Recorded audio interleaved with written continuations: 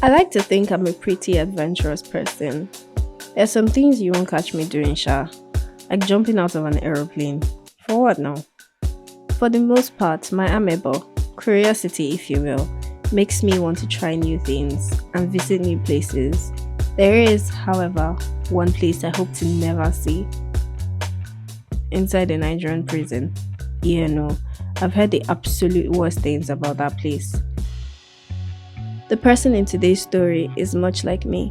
She never thought she would end up in a prison, much less on this day when she left her home for a job interview. It was in the middle of the NSAS protest of 2020, before the shocking events of October 20th. This one happened during a global pandemic in Lagos. Heads up, this episode has a trigger warning. Some of the descriptions are disturbing and the events might be triggering for some people. Please take care as you listen.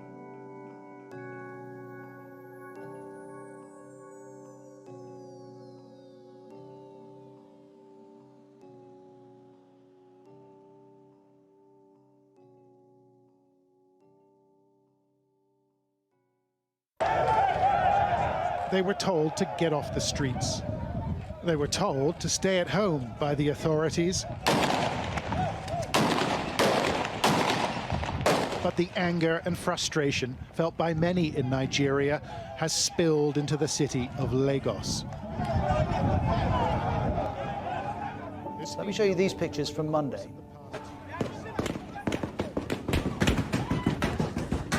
That's police using live ammunition against people demonstrating in Lagos, Nigeria's biggest city. They've also been using powerful water cannons. They're beating now. Imagine. They're beating now.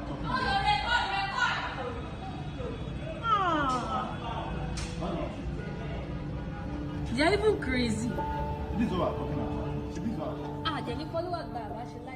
They beat me when we entered inside. As they were coming out from the station, when we entered inside, as they were coming out, they were taking turns in the slap. You pass, you slap, you tap. Just like that. They beat me, I pee for body. I could not control it. I pee on my body. Hot. Then they shot gun beside there.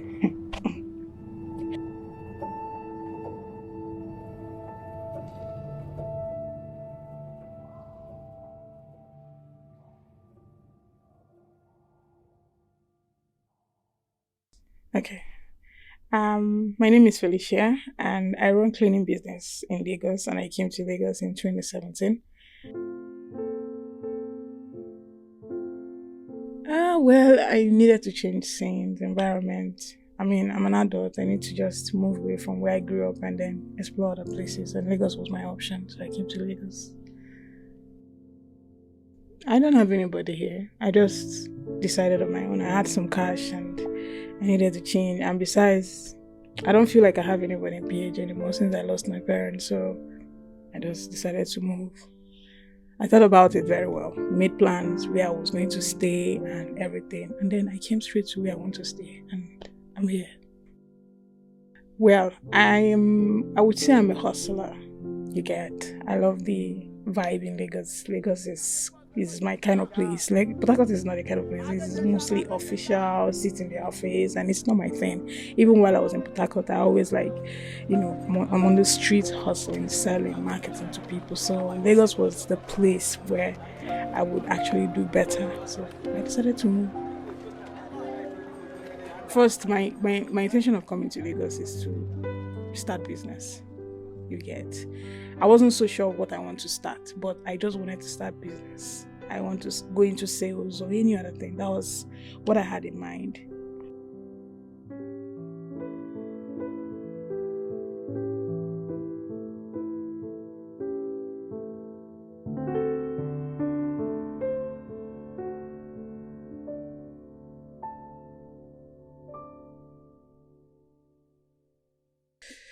Nothing was coming forth. It was terrible, that period. In fact, I wasn't suicidal, but I was depressed. So, I mean, I have responsibility. Yeah, I'm a single mom, and my daughter is not here with me. So I need to send money back home. You get. So not being able to meet up to that, even to even feed myself properly, was an issue during that July, and then August. I said, okay, you have a phone. How about you just use this phone? And from August, I started tweeting about, because I clean normally. I've done many jobs like nanny. I've done many jobs like cleaning jobs, housekeeping jobs, a whole lot of those things, cooking jobs. I've done all those things. So I've gathered experience. And then he said, okay, let me just use my phone and try. And I tried a couple of weeks. Nobody was responding, but I was, getting the retweets, encouragements from Twitter. And also I started tweeting consistently. Then August went by, I think one person. Then September came, still no show. And then October, I had an interview. I got the job. I was applying actually with agencies and I was getting offers, but they were, they were nonsense. The pay is, but the stress is too much. I said, I cannot do this one. So I applied somewhere. I went for an interview. This was now in October. And that was when the whole story changed for me.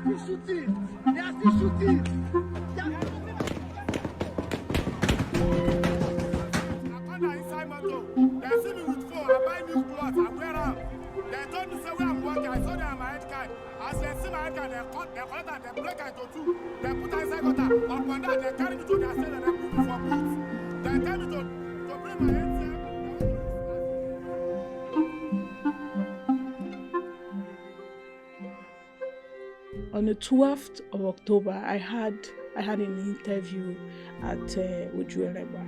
I had an interview there. So that morning, the lady I was even squatting with, she's already giving me attitude. So the lady I was living with, because she was my neighbor, when I had that issue of accommodation, she felt like, okay, we are friends, we are close, and she accommodated me. To shock, it was a one room, and I was not comfortable with it. She had kid, her husband.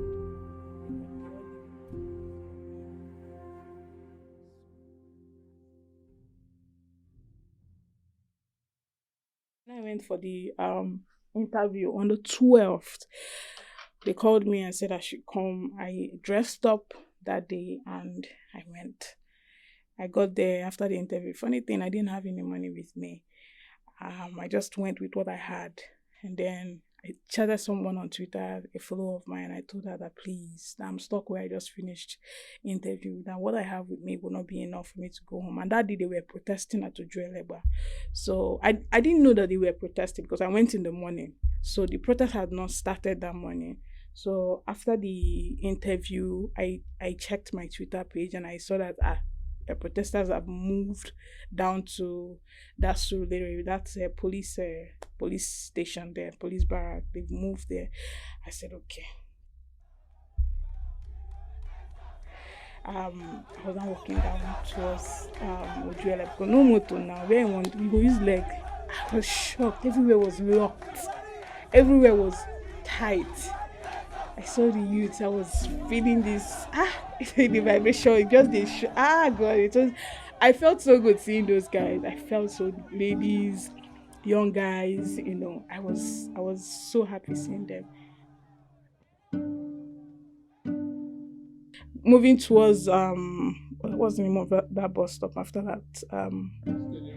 Moving towards that stadium. So that was when I heard that they've shot somebody dead. SARS, they don't kill person for fun. God, I said, what have I joined myself inside? I started running. Everybody was running. So while people were running, I think that was when the police people saw that, okay, they are no longer, organized. People are now running away. So that was when they now came out from, if you see them, when they came out, I saw them. I said, this is an opportunity for me to hide. I hid myself. I wasn't running. I stopped running because if you're running, if they catch you, that would be an issue. So I just, coupled with the fact that we are now shooting, so I didn't run. I just hid myself somewhere, and I was now making video. Process of making that video, I didn't know that the man that was standing very close to me wearing white shirts and trousers, I think it's a black trousers, he was not asking me why am I making video. I said, why I'm not going to make video? Is it not my phone? He said I should stop making that video. I said, okay, I know they stop anything. Why can't I make videos? I need to video what's going on. So I think he knew he knew that I didn't know he was a police guy. So somehow he just sampled himself like he's gone by himself. I said, God. Now like this one, I don't think I was like, he jacked me like this. So you're the one organizing this. There was this lady beside me. She was on call.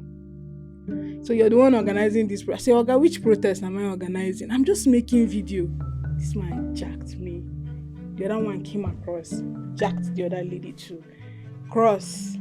On that crossing, I see heaven, I see hell. But God just kept me alive that moment. They pounced on me. I think that was when someone was probably making a video up.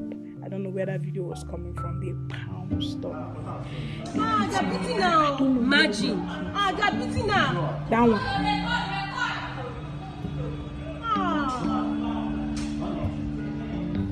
That one. They're even crazy. It's as if he don't get one conversation with them for mine. They just carry baton for my head, back of my head.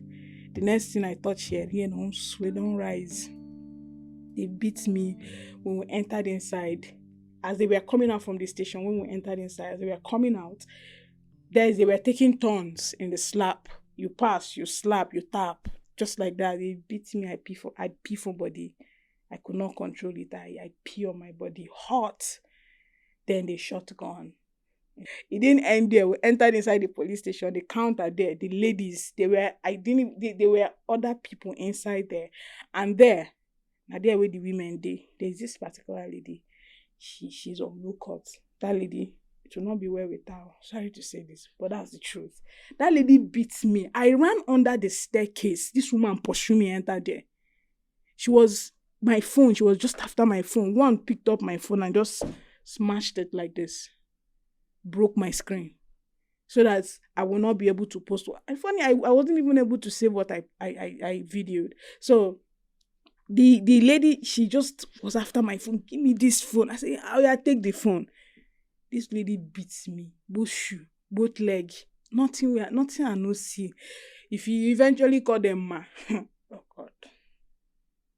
Don't beg and don't keep quiet. You're either crying, there's nothing you do at this point that would save you. Then the other girl, she's light skinned and she's soft.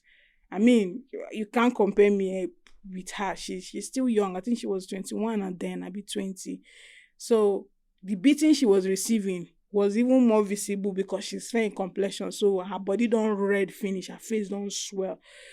Me, I was still using hand to dodge when they tried to slap, but the one that got me was the one on my head.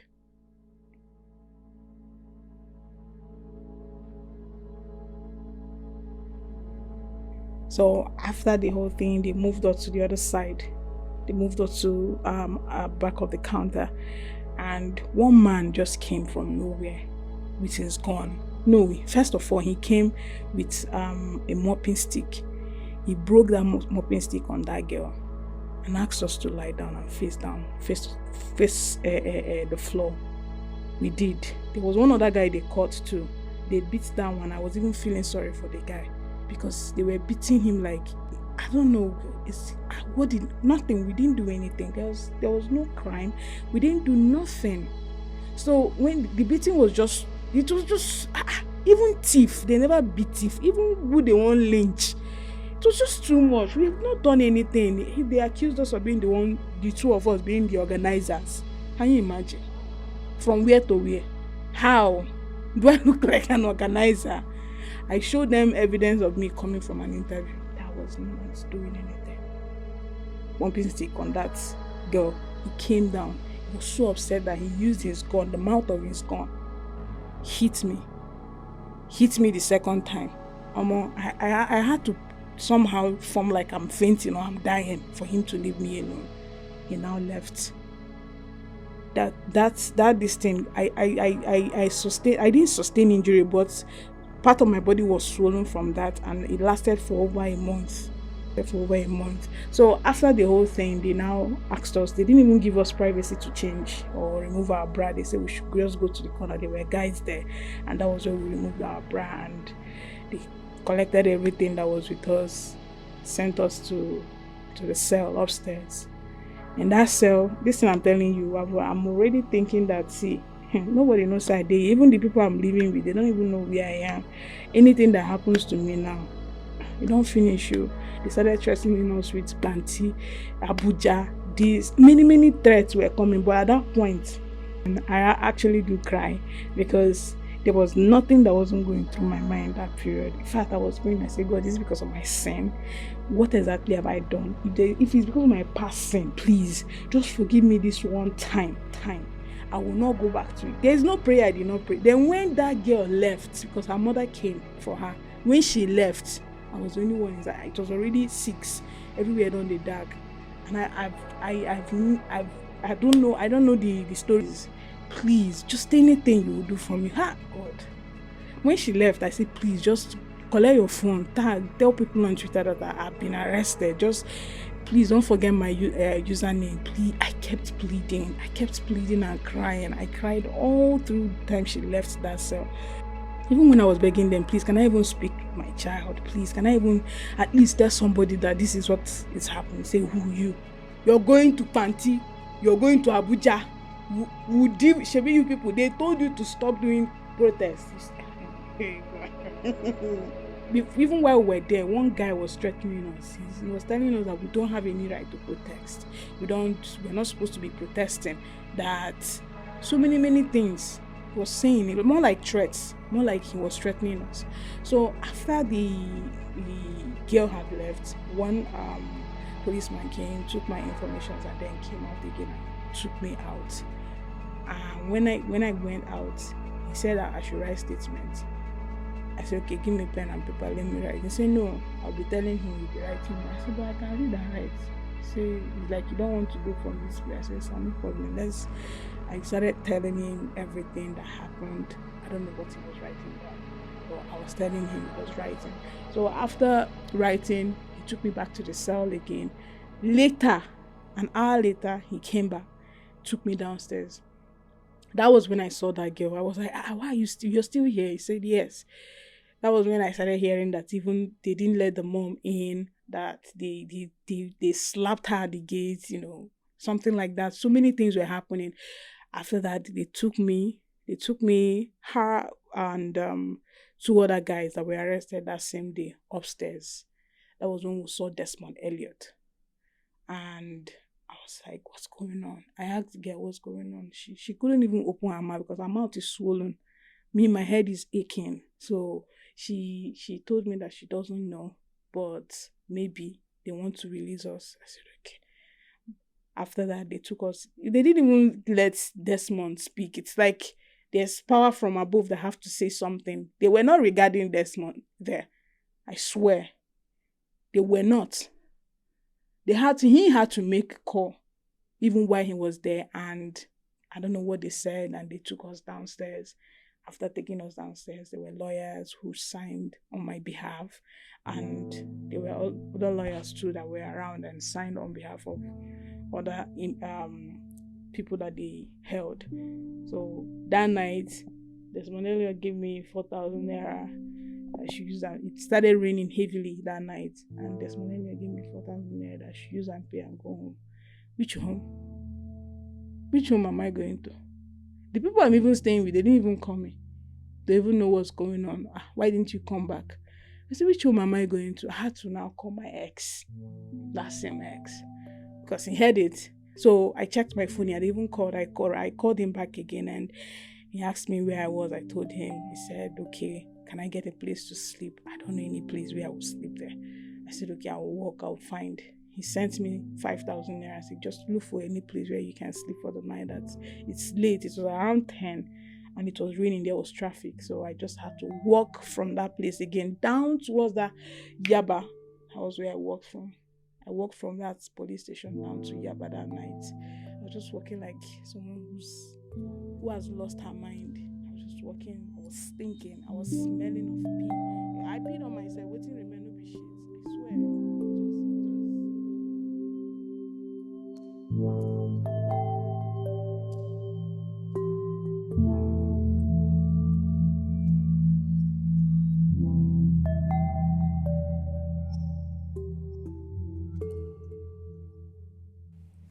Hello, this is Mo.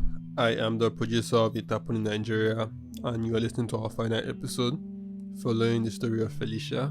Felicia is one of the people whose case was taken to the NSAS judicial panel that was set up after the protest in 2020, and she was compensated not even nearly enough for the experience that she went through in the police station that day.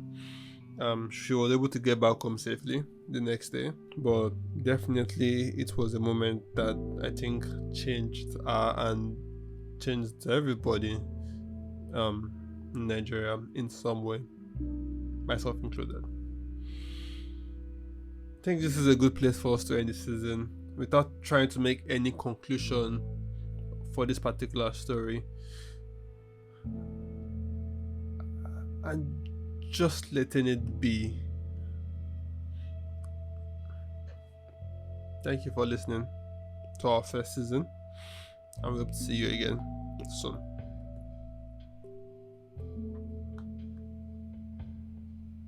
This is the final episode of the season, but we'll be back again for season 2. It Happened in Nigeria is produced by Voix Collective, a podcast production company focused on making storytelling and narrative podcasts. Check out their website at voixcollective.com to learn more, or follow them on social media at Voix Collective. This podcast was hosted by me, Hauwa Lawal. It was produced and sound designed by Mo Isu, with assistance from Dan Atkins. The executive producer is Ebiye Suowari. Thank you for listening to us, and keep an eye out for our next season.